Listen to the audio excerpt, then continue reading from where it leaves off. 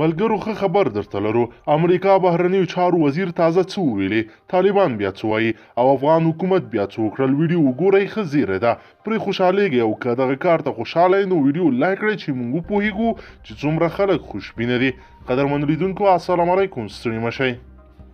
د امریکا د بهرنیو چارو وزیر مایک پامپیو په یو اعلامیه کې ویلي د دغه تړون له لاسلیک وروسته به ژر د افغانانو خپل منځي خبرې هم پیل شي طالبانو هم په یو جلا اعلامیه کې ویلي د تړون د لاسلیک تر نیټې به دواړه لوري مناسبه فضا برابروي د بندیانو د خلاصون لپاره به ترتیبات نیسي او د افغانانو خپل منځي خبرو ته به لاره جوړوي د امریکا بهرنیو چارو وزیر ویلي چې د افغانستان د ملي وحدت له حکومت سره به مشوره‌يي مرکچیان په دوحه کې له طالبان سره په ټول افغانستان کې د تاوتریخوالي پر پام وړ کمولو سلا شوي دي هغه ویلي د دغې هوکړې له بریالي پلي کېدا وروسته به د امریکا او طالبانو ترمنځ تړون کې پرمختګ وشي او تمه لري چې پر بله شنبې یا د فبرورۍ پر 29مه به دا تړون لاسلیک شي د امریکا د بهرنیو چارو وزارت د اعلامیې له مخې د امریکا او طالبانو ترمنځ د تړون د لاسلیک کېدو وروسته به ژر د افغانانو خپل منځي خبرې هم پیل شي په اعلامیه کې د بهرنیو چارو وزیر له قوله ویل شوي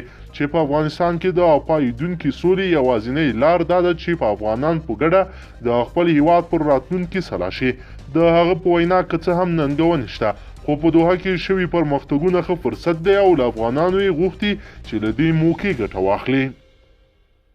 بلخوا طالبانو په یو اعلامیه کې ویلي چې د توافقنامې د لاسلیک لپاره تر یادې نیټې وړاندې به دواړه لوري مناسبه فضا برابروي د لاسلیک مراسمو ته د یو شمېر هیوادونو او سازمانونو لوړ رتبه استازي بلل کیږي او د بندیانو د خلاصون لپاره لازم ترتیبات نیول کیږي اعلامیه کې ویل شوي چې دواړه لوري به د هیواد له بېلابېلو جهتونو سره د بین الافغاني مذاکراتو زمینه مساعدوي او بالاخره به د ټولو بهرنیو ځواکونو په وتلو او د افغانستان خاوره د چا د امنیت په خلاف نه کارولو سره به په ټول هیواد کې د سرتاسري سولې لپاره لار هواروه د ناټو عمومي منشي یین سولټنبرګ هم په یو اعلامیه کې په تاوتریخوالي کې د پام وړ کموالی هرکلی کړی دی د ناټو عمومي منشي ویلي دا پړاو به د افغانانو ترمنځ خبرو د تلپاتې سولې او دا چې افغان خاوره به نور هیڅکله ترهګرو ځاله نه وي لاره هواره کړي د امنیت شورا ویان بیا جاوید فیصل داسې ویل چې افغان حکومت د دې پلان د عملي کولو لپاره پوره چمتووالی لري